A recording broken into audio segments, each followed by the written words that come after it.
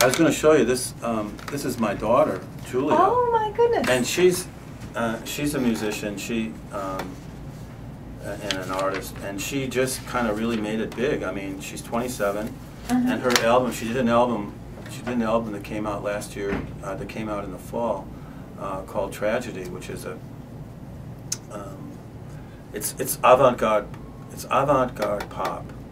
Okay, but she's she was educated at the School of Music at Michigan and then has a degree from Cal Arts. So she does a lot of experimental type things. But her first album, when it came out last spring, in vinyl, it sold out in one day. And she was kind of blown away by it. And then people picked up on it and she started getting reviewed.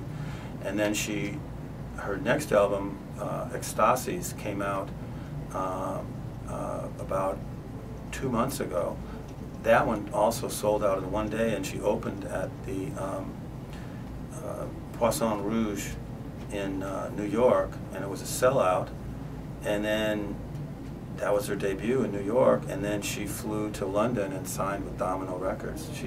She just left at 6 this morning to go to Seattle, Portland. She's going to be in Europe for 7 weeks. Wow. She's had all these reviews. I mean, I couldn't believe it. We went to lunch at Larchmont with her 2 weeks ago, my wife and I, and when we had lunch at Louise's, and we're walking past the newsstand, and I picked up 2 magazines, and they had articles and photos of her. I mean, it was, and I was at this Guthrie thing in Tulsa, and Randy Lewis, who covers pop music for the LA Times, was there, and I had a name tag on it that said Darryl Holter, and the guy said, "Yeah, are you related to Julia Holter?" It's really cool.